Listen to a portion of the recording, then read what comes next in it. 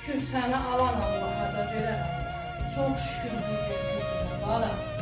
Mən qəhrəman anasıyam. Mən şəhid anası deyiləm. Mən igid anasıyam. Ana. Çox şükür səni yaradan. Səni mənə bəxş edən, hədiyyə edən Allaha çox şükürlər olsun. Mən səndən fəxr edirəm. Mən ana. Söz verirəm və ağlım.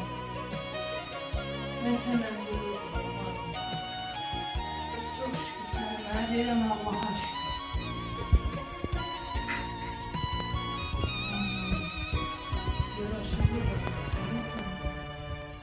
Sen benim güzelimsin, sen benim tatlımsın, sen benim gururumsun.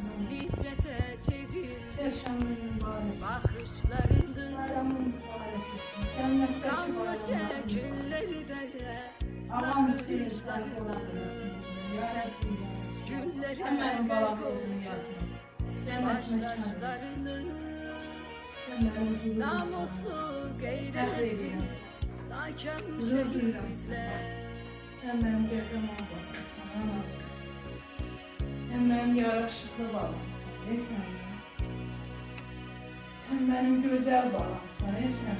Sen benim gururumsan, ana. Dünyanı heyrete Şükür səni verən Allah, şükür səni alan Allah.